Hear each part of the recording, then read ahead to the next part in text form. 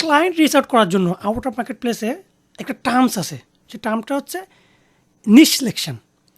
তো এই নিশ সিলেকশন কি অনেকেই বোঝে না। নিশ সিলেকশন করতে কী কী পয়েন্ট মাথায় রাখতে হয় সেটা একটু বলবেন। নিশ সিলেকশন কি এটা একটু বলবেন। আর নিশ সিলেকশন আমরা যত ভুল করে থাকি বা আমাদের যে মিসকনসেপশনগুলো আছে এইগুলা আপনি একটু বুঝাই বলবেন প্লিজ। ওকে, ধন্যবাদ আবু ভাই, অনেক গুরুত্বপূর্ণ একটা প্রশ্ন।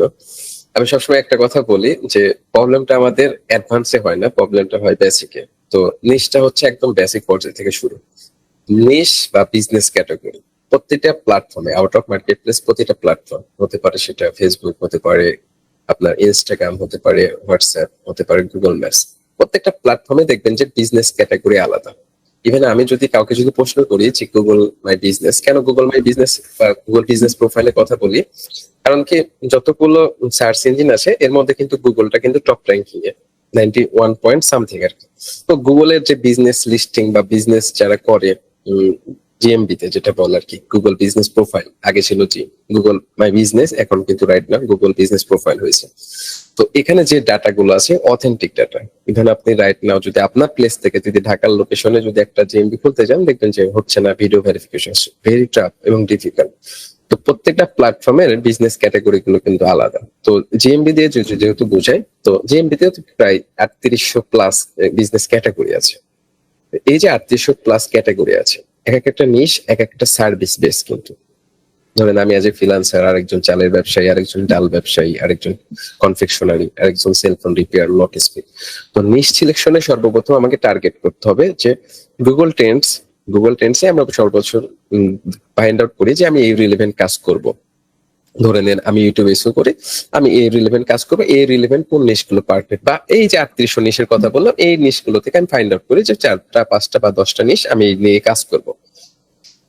গুগল ট্রেন্ডসে গিয়ে যখন আমি 4-5টা ইন্টারেস্ট বেস বা বিহেভিয়ার বেস আমি যখন দেখবো, ফাইন্ড আউট করবো, কম্পেয়ার করবো, তখন আমি ইজি একটু ফাইন্ড আউট করতে পারবো যে কোন নিশটা কেমন টপিকে আছে, কোন লোকেশনে ভালো আছে, কোন লোকেশনে কম আছে, তখন ওইভাবে কিন্তু আমরা টার্গেট করি। এই লাস্ট একটা আপনি প্রশ্ন করলেন যে কমন ভুল কোনটা হয়। এখন দেখেন, আমি টার্গেট করলাম পডকাস্ট ইন্ডাস্ট্রি। পডকাস্ট ইন্ডাস্ট্রিতে কি হয়, এটা ইউটিউবের জন্য পারফেক্ট, বা এই নিশটা খুবই পারফেক্ট, গুগল ট্রেন্ডসেও দেখছি যে খুবই পারফেক্ট। তো অ্যাজ ইউজুয়াল কি আমরা কি সবাই ইউটিউবার বা ইউটিউব স্পেশালিস্ট? আমরা তো সবাই তো একই সার্ভিস প্রোভাইড করি না।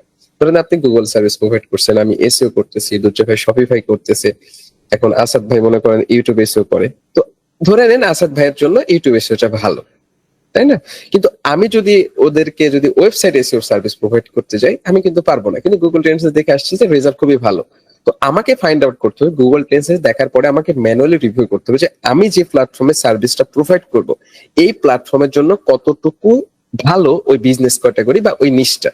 আমি যখন এটা কম্পেয়ার করতে পারবো 8-10টা বিজনেস ক্যাটাগরি বা বিজনেসের তাদের ওয়েবসাইট গুলো রিসার্চ করে, দেন আমরা কিন্তু সহজে কিন্তু বুঝতে পারবো যে এই নিশটা আমার জন্য পারফেক্ট। এমনও হতে পারে যে সেলফোন রিপেয়ার বিজনেসে সবাই এসইও সার্ভিস প্রোভাইড করে বা গুগল অ্যাডস এর সার্ভিস প্রোভাইড করে।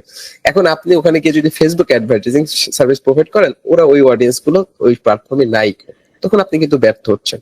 তো এই জন্য সর্বপ্রথম আমাদের টার্গেট করতে হবে নিশ সিলেকশন বা বিজনেস ক্যাটাগরি সিলেকশনের ক্ষেত্রে, যে বিজনেস ক্যাটাগরি আমার সার্ভিসের জন্য ভালো, সেটা বোঝার জন্য বিভিন্ন টুলস থেকে আমরা ধারণা নিতে পারি। যেমন ফ্রি টুলস, গুগল ট্রেন্ডস এর কথা বললাম, একটা ধারণা নেওয়ার পরে আমি আবার ম্যানুয়ালি রিভিউ করবো যে আমি যে সার্ভিসটা প্রোভাইড করবো আমার জন্য আসলে ভালো কিনা। আমি ধরেন গুগল দিচ্ছি, গুগলের জন্য এই বিজনেস ক্যাটাগরি ভালো, কিন্তু ফেসবুকের জন্য ভালো না। এটা আমাকে ম্যানুয়ালি রিভিউ করতে হবে। কয়েকটা বিজনেস ক্যাটাগরি নিয়ে যখন আমরা কাজ করব বা রিসার্চ করবো, তখন ফাইন্ড আউট করতে পারবো সহজে ভাইয়া। আই হোপ এইভাবে যদি করা যায় তাহলে হয়তোবা অনেকটাই রিকভারি করতে পারবে। খুবই সুন্দর বলছেন। আমি আমার অডিয়েন্সের জন্য এই জিনিসটাকে আবার পুরো সামারি করে দিচ্ছি আমার অডিয়েন্সের জন্য। সেটা হচ্ছে নিশ সিলেকশন হচ্ছে আপনি যখন ক্লায়েন্টদের রিচ আউট করতে যাবেন, এলোমেলো সবাইকে আপনি মেসেজ করতে পারবেন না, কারণ আপনি জানেনই না কি আপনার ক্লায়েন্ট। তো আপনাকে ছোটো করে নেক্সট হবে যে কী আপনার ক্লায়েন্ট হতে পারে।